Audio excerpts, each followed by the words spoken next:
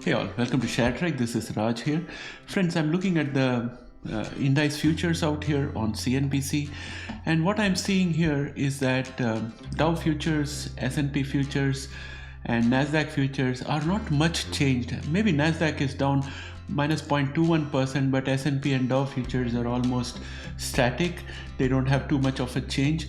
So the outlook is rather uncertain as we look at the pre-market activities.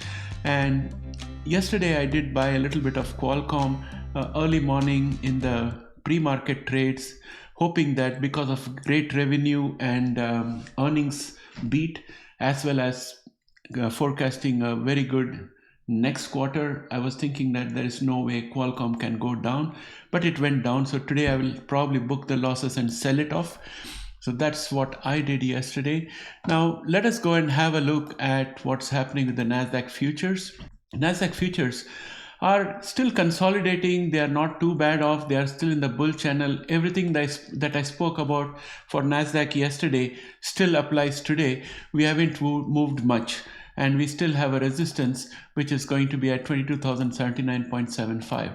If you look at S&P 500 mini futures, E-mini futures, it's also same like yesterday, slightly better than Nasdaq, but whatever I said for S&P 500 E-mini futures yesterday continues to apply. We are still on a bull track. We are still above the 21-day exponential moving average. MACD is still bullish and momentum is still above average. Nothing to see here. Then if you go to the 10-year yields, the 10-year yields are bouncing back a little bit, but they are way below the diagonal line of resistance of the previous bull channel. And the MACD continues to be very bearish. Momentum is slightly picking up, but that's below average, so no need to be worried about that either. Now, having said that, let's go and have a look at the indicators that we check out often. Dow Jones yesterday managed to get above the other line of support that we had for the bull channel. I'm going to just thicken this line so that you can see it clearly. And now we have a resistance at 45,061.65. So this is kind of formed a wedge pattern out here, and we're going to break out on the upside if everything goes as per plan. MACD is still bullish, momentum is still above average. S&P 500 index is continuing to do well. Yesterday again it continued to go up. We just need to break this and create a higher high set of candles. I'm going to just draw this line here so that you can see what I'm talking about. So if you join these lines here, this creates a kind of resistance line, and this is the bull flag that we are looking at, and it has to break out on the upside. So we're going to check out today what happens. Pre-market we are up 0.01%, and yesterday we were up 0.39%. So will that continue given that MACD is still bullish and momentum is still above average? That's what we have to look for today. Russell index, it is up 0.21% in pre-market action, and it's also above yesterday's closing, and it's above our support of 226.63 and also above the 200-day and the 21-day exponential moving average. Both of that make it look good. MACD and momentum both are also compliant, so Russell looks good today. And then if you look at put call ratio, I think put call ratio is neutral to bullish, mildly bullish but neutral, and VIX is up 1.58% this morning, and it has managed to cross over the resistance we had at 15.88. So from that point of view, I think volatility is trying to do a number on the market. We'll see whether it succeeds or not after the market opens. And if we look at gold, gold has been going up continuously, and it's taking a pause today, but it's just down minus 0.01%. MACD is still bullish, and RSI is overbought, and that's the reason why we'll probably see some consolidation out here, and maybe that can give us an opportunity for the money to go back into the stocks. But if you remember, we saw the 10-year yields inching up a little bit, so probably money from gold might go in there and then come back into gold. Maybe that's the way it's going to be played. And we are seeing the increase in the breadth of the market from yesterday.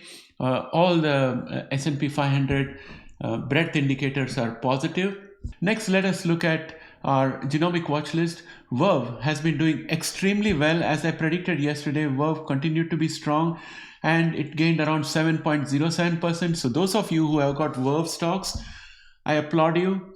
All the very best to you. And then we have our pre-market action out here in which Verve has gone up another 1.62%.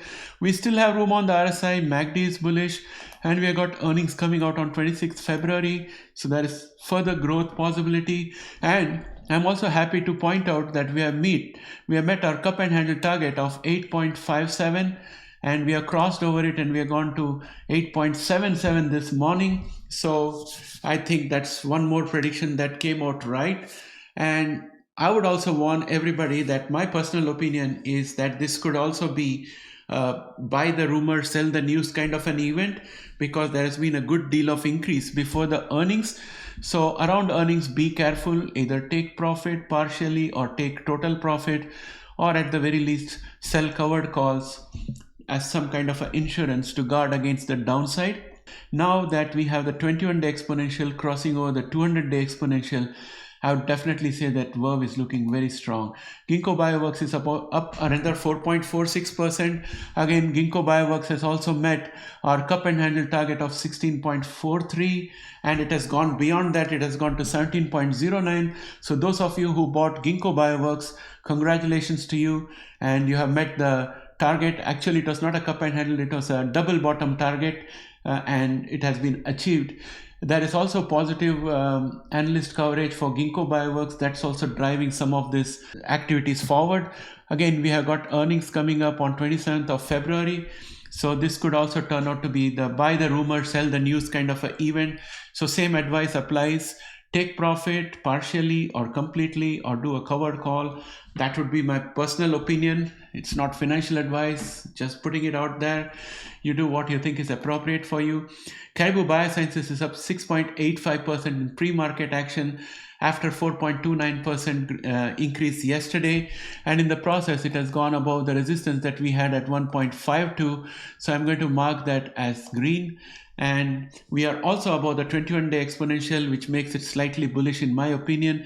MACD has just about become green. Momentum is still picking up, a lot of ways to go.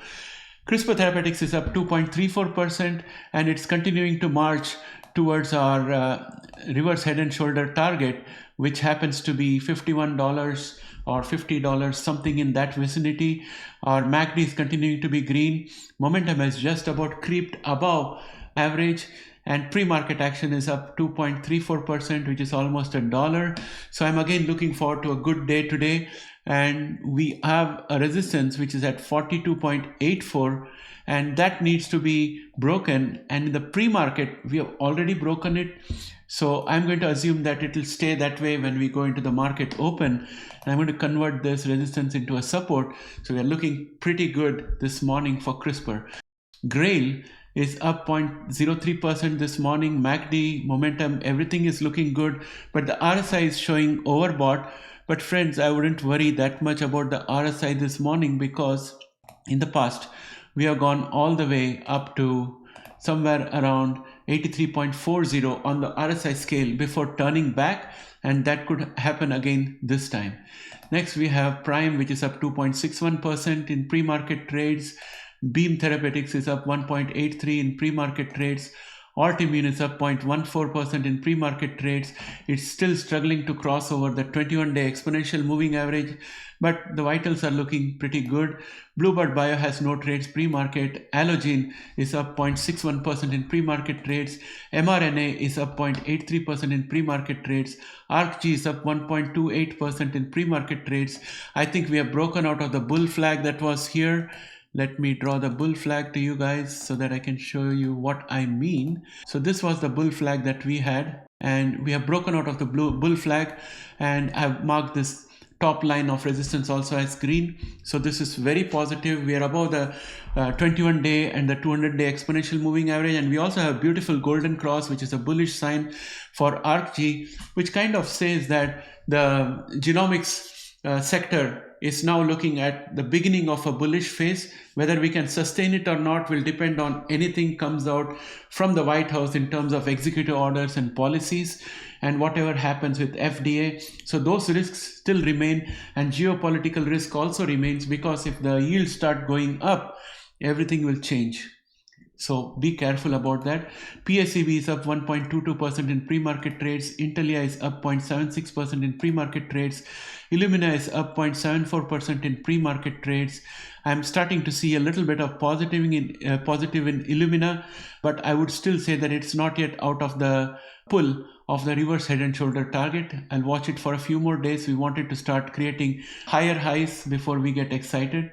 And then we have IMTX with no trades pre-market. Editas is up 2.92% in pre-market trades.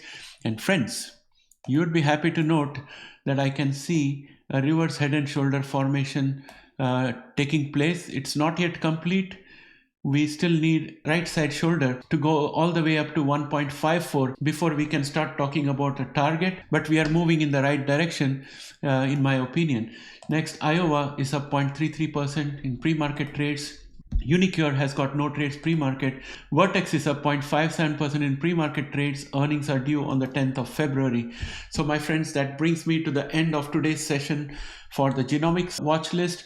And I wish you all the very best. Those of you who have been holding on patiently for a long period of time, especially holders of Verve, Ginkgo Bioworks, CRISPR Therapeutics, Grail, you guys are all going to make a lot of money, and it's up to you whether you want to do covered calls, take profits or whatever. But please let me know in the comment section what you are doing and what you think about. It will help me get an understanding of how the general market views the happenings at this point of time. Thanks and have a great day. Bye for now.